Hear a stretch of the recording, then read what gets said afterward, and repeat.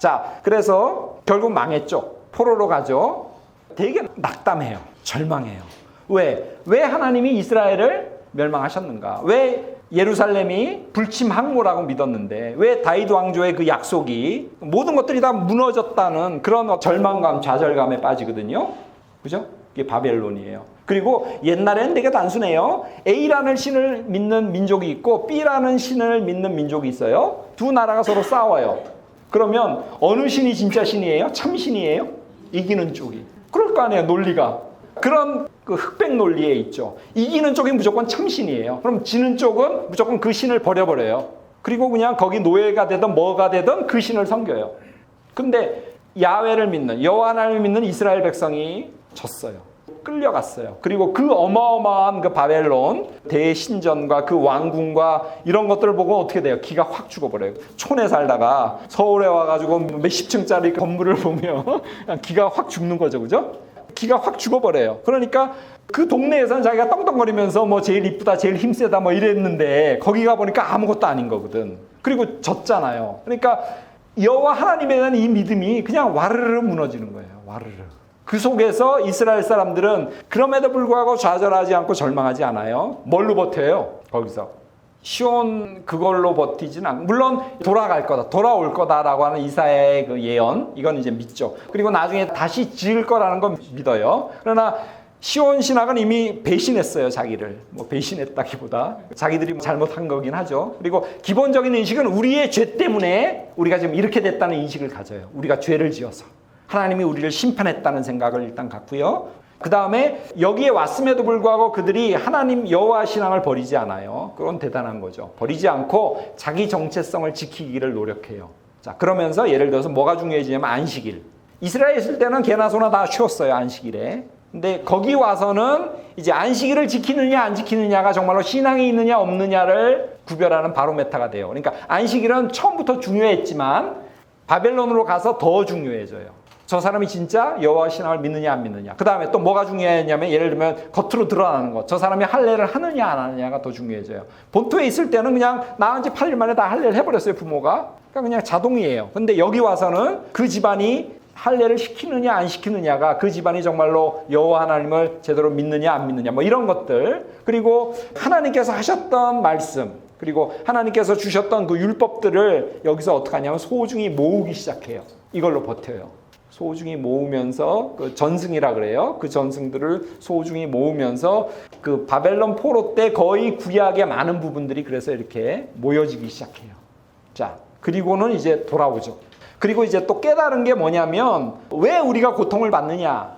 그래서 고통에 대한, 이 고난에 대한 깊은 이해가 생겨요. 고난. 이제 이사야서 같은 데 보면 53장에 고난의 종의 노래나 이런 게 있지 않습니까? 잘 나갈 때는 이 고난이나 이런 것들 잘 생각하지 않죠. 근데 이게 좌절하고 낙심하고 뭐가 잘 안 풀릴 때 되게 어려워요. 그러면 이 고난의 의미가 뭘까? 이렇게 생각해요.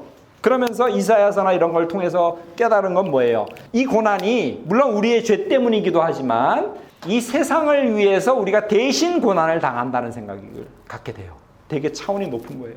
내가 잘못해서 내가 고난받는다. 이건 그냥 단순하죠. 그건 쌤통이다. 이 정도인데 이 고난이 우리의 인류를 대속하기 위해서 우리가 대신 그 고난을 당하는 거다. 우리가 다른 민족의 죄값을 우리가 치르고 있다. 그래서 결국 우리의 이 고난이 하나님의 큰 구속사의 틀에서 보면 의미가 있다는 생각을 하게 돼요.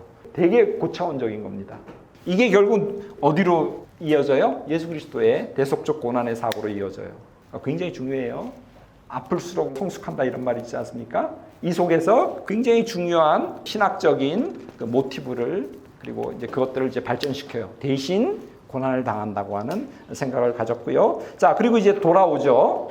돌아와가지고 이제 에스라 느헤미야 그리고 에스라 때 율법책이 발견되지 않습니까? 성전에서. 그래서 그걸 읽어줬더니 막 사람들이 울면서 회개하고 이러죠. 이제 율법.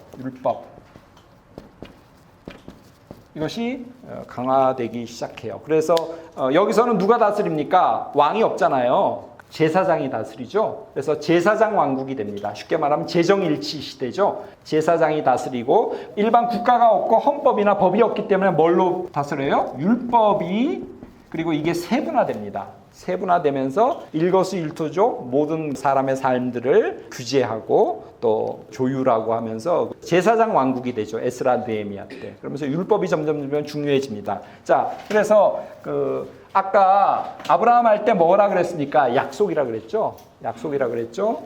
약속. 그 다음에 조금 있으면 시내산에서 뭘 받아요? 계명을 받죠. 십계명을 받고 계명을 받죠. 그러면서 십계명으로부터 시작해서 이게 어떻게 되냐면 율법의 모체가 되지 않습니까? 율법의 모체가 되죠. 자, 그런데 이 십계명은 뭐를 전제해요? 출애굽을 전제하죠.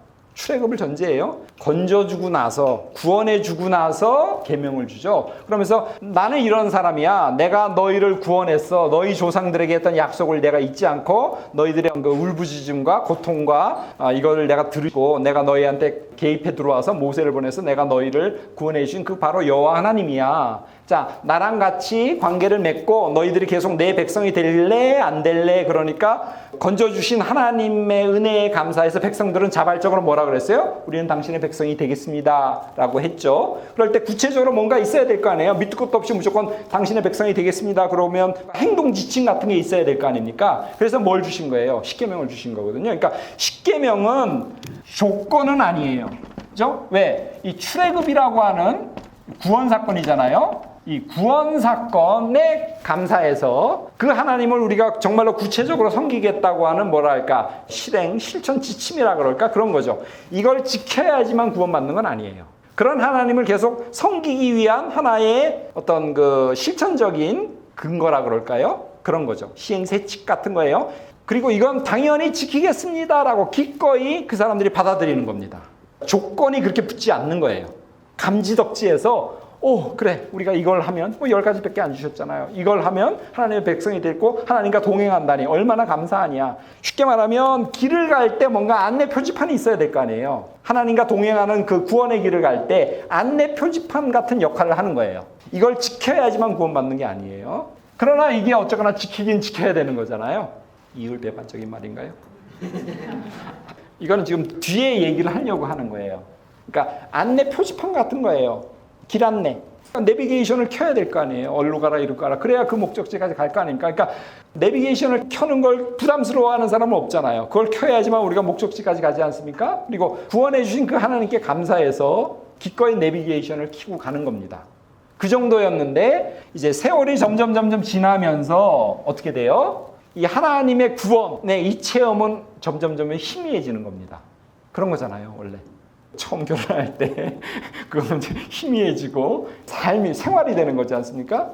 부부와의 관계에서도 그죠? 그 감격은 점점 사라지고 뭐만 남아요? 지켜야 된다고 하는 이 율법. 그리고 그 율법이 점점 강화되죠. 요시야 때 성전 청소를 하다가 뭔가 신명기에 모체가 되는 그 율법책을 발견하죠. 그리고 에스라 때도 이 율법책을 발견하죠. 그러면서 이 율법을 가지고 결국 제사장 왕국에서 이걸 지켜야 된다고 하는 그러니까 조건적인 이게 점점 강해져요.